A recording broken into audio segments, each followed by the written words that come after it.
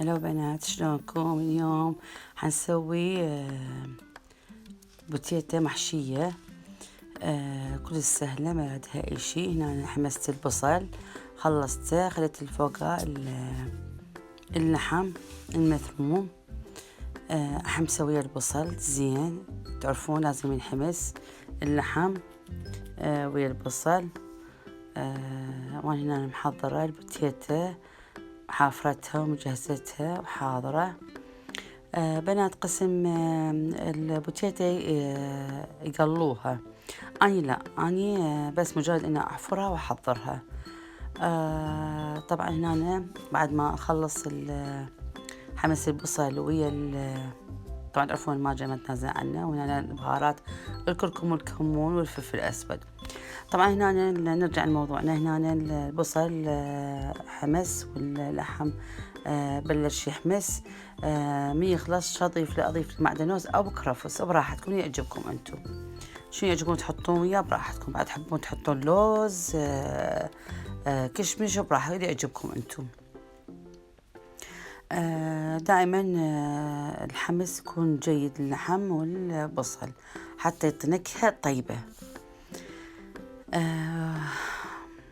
طبعا إن شاء الله رمضان ما بقى شيء على أبواب. رمضان كريم الجميع إن شاء الله. إن شاء الله أيامكم كلها أفراح ومسرة بإذن الله. وحنسوي أكلات سوية طبعا إن شاء الله، ما أنساكم طبعا، دائما أسويكم أكلات ونزلكم إياها حتى تحتارون. طبعا هنا أنا الماجي أكيد خليت ماجي فوق البصل واللحم. بعد ما خلصت طبعا قطع عندي الانترنت، قصدي التسجيل ما سجلته صحيح. بس أحب أقول لكم إنه ضفت فوقهم سيادي المعدنوس، حمسته زين، وضفت شوية معجون طماطة خليت ويا الحشو. إذا شنو صار الحشو؟ صار عندنا البصل واللحم والمعدنوس أو كرفس ومعجون طماطة. طبعا هنا أنا نسيت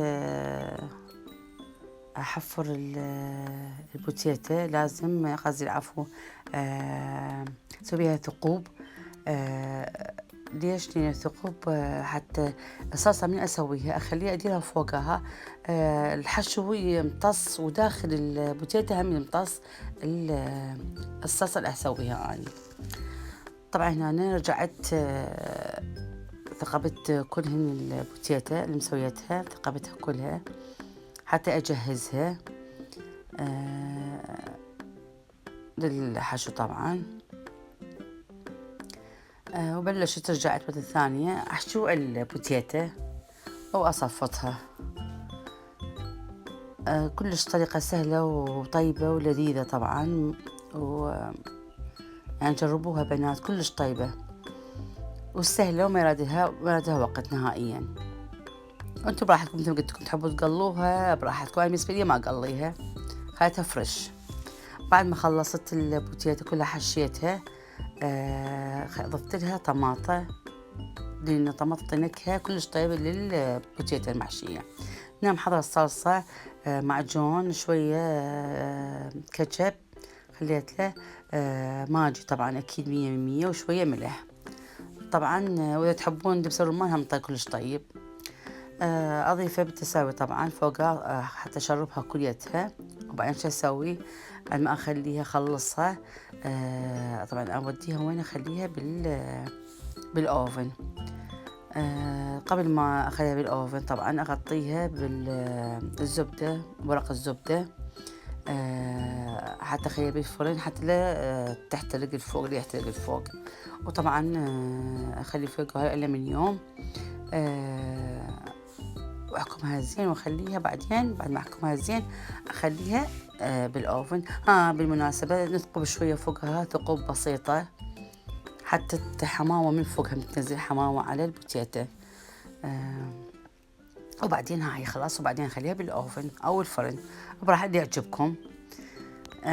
طبعا بعد ما أخليها بالأوفن أو الفرن أحسب لها وقت. بعدين هناك شو أسوي؟ أشيل فوقها الألمنيوم والزبدة حتى شنو تحمر الفوق، والشكل يخبل وطعم لذيذ يجنن. بعد ما خلصناها استوت، وهاي نتيجة شوفوها، وهاي النتيجة النهائية. إن شاء الله عجبتكم وسهلة وبسيطة، وسهمكم من عافية. وتنسونا باللايك والاشتراك بنات، وأحبكم هواية، ومع ألف ألف سلامة.